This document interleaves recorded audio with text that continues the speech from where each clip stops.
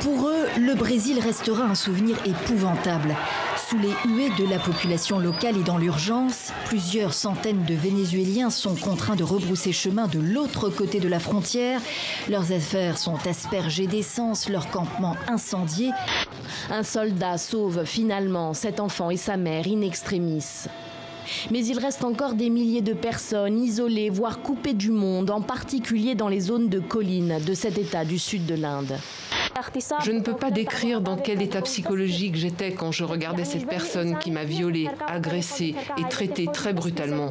J'avais dû quitter mon pays, ma famille à cause de lui. J'ai fait tout cela pour l'oublier.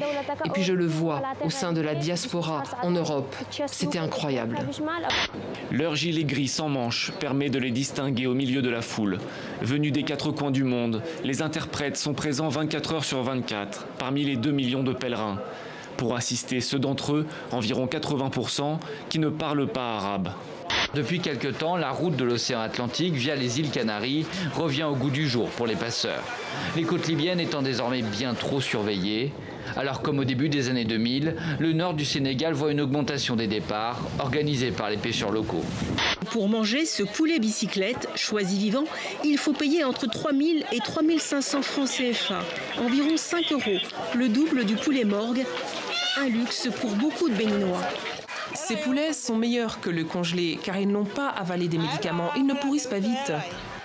Le mouvement était un mouvement horizontal où elles décidaient des actions ensemble en Ukraine. En France, c'est devenu un mouvement avec culte du chef, enfin voilà, très centré sur la personne d'Ina Shevchenko. Personne ne répond aux médias à part elle.